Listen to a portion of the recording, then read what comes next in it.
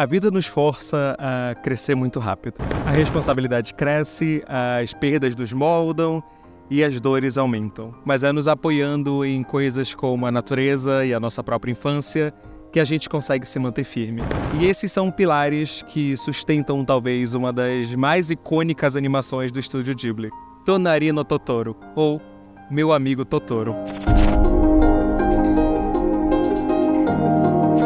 Oi, gente, eu sou o Ri, cineasta publicitário, e eu já fiz cosplay de Totoro. E esse aqui é o Claquete de Papel, um projeto onde eu falo de cinema, anime, quadrinhos.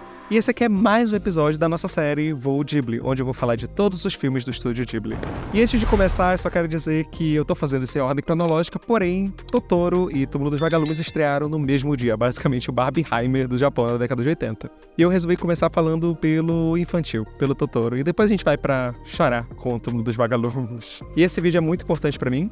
Totoro é uma animação que me marcou muito, pode não ser a minha favorita do estúdio, em breve a gente vai chegar nela, mas Totoro literalmente está marcado na minha pele.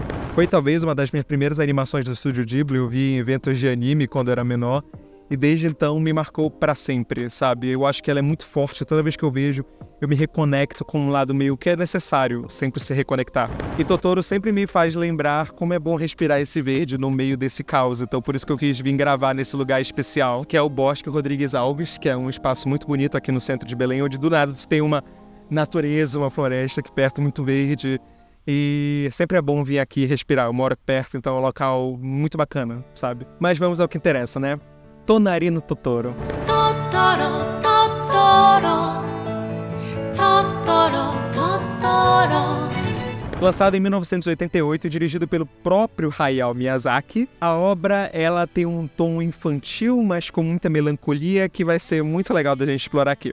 Mas vamos falar da história primeiro. Resumidamente, a narrativa do filme se passa em um Japão pós-guerra e trata as aventuras de Satsuki e Mei, filhas de um professor que precisou se mudar para o campo a fim de ficar mais próximo do hospital onde sua esposa está muito doente. Só que as garotas passam muito tempo só, sabe? O que já é um reflexo daquela época, porque o Japão pós-guerra foi uma época de muito sofrimento, muitas crianças ficaram órfãs, precisaram se virar só, ou os pais tinham que trabalhar o dia todo e deixavam as crianças só, gerando um efeito borboleta que até hoje existe um fenômeno onde muitas crianças parecem que têm que se virar o dia todo sozinhos, já que os pais têm cargas de trabalho extremamente abusivas. Basicamente, o filme já começa com esse rompimento da infância, retirando elas do que elas deveriam estar fazendo, que era brincando e crescendo da forma mais natural possível. Mas a partir do momento que elas vão pro campo, uma coisa muito mágica acontece. Elas descobrem que a floresta das proximidades é habitada por criaturas chamadas Totoro. Elas acabam se tornando amiga do mais velho dela e ficam boa parte do tempo com ele. É justamente aquele refúgio, sabe? O que o Totoro significa? Ele é um momento de paz para elas.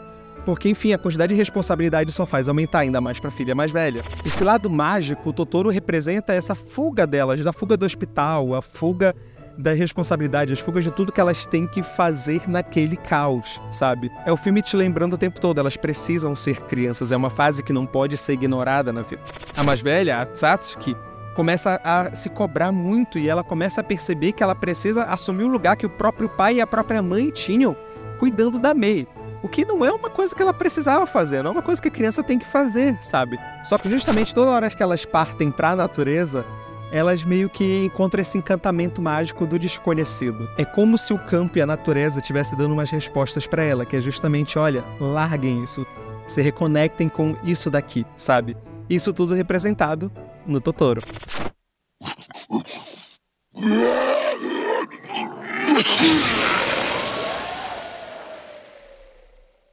E é engraçado, porque diferente de muito filme onde aparece uma criatura e as crianças logo têm medo, aqui não, meio que elas se conectam com o Totoro logo no início.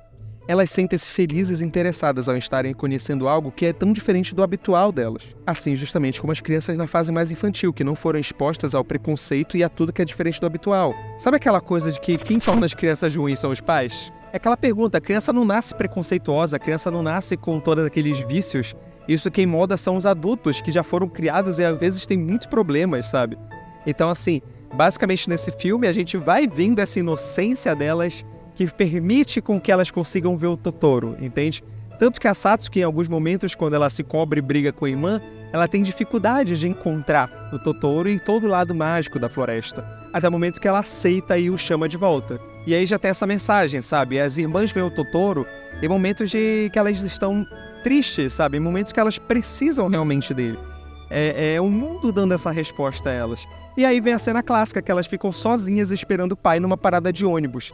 E que começa a chover. É uma cena linda onde o Totoro aparece e ele meio que faz elas rirem. Ele parece bobalhão, ele parece brincalhão.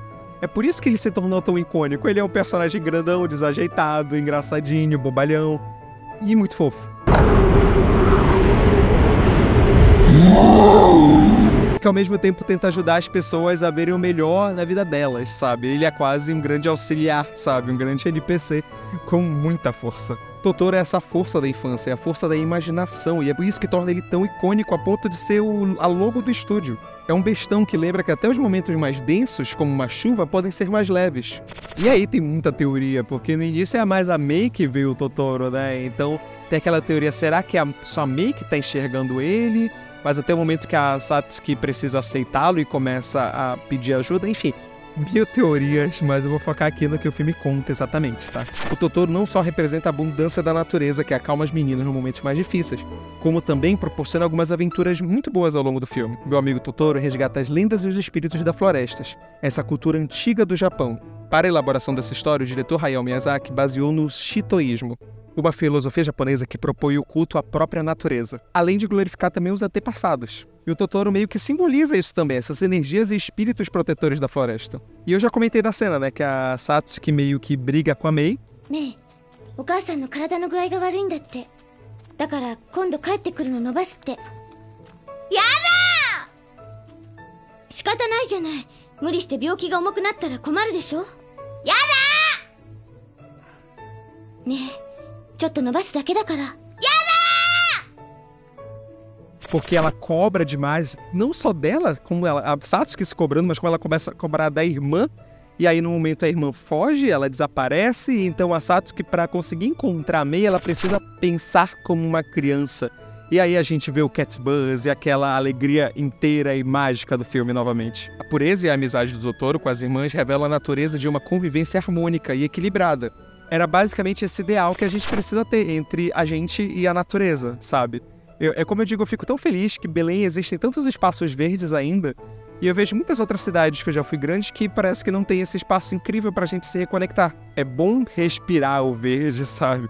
Dizer que cheiro verde não tem cheiro. Enfim, Meu Amigo Totoro é um filme que, muito mais do que o símbolo e mascote do Ghibli, ele consegue representar muito da filosofia que o próprio Miyazaki imprimiu em suas obras, normalmente. A glorificação da natureza, a glorificação dessa inocência, o momento que você vai se reconectar consigo mesmo. Ele representa essa simplicidade e muitos sentimentos, sabe? Como os momentos que remetem ao período que enxergamos o mundo ainda com ingenuidade e uma plena admiração, que só o olhar de uma criança é capaz de produzir. Totoro te lembra como é importante você nunca deixar de sonhar. E assim sendo, talvez um dos símbolos mais fortes e mais clássicos do estúdio Ghibli.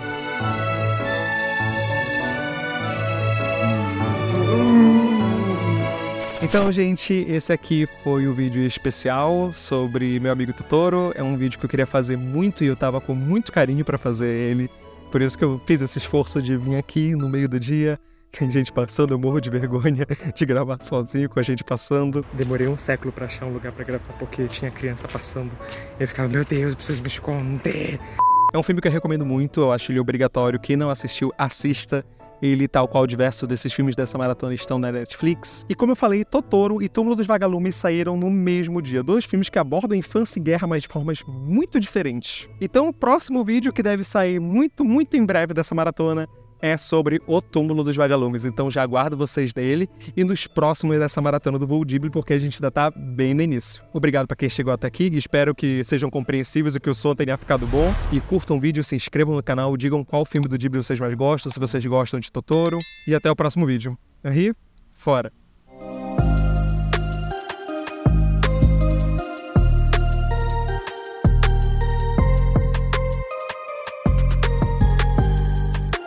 Tonarino Totoro, Totoro, Totoro, Totoro. Eu acho que eu me perdi.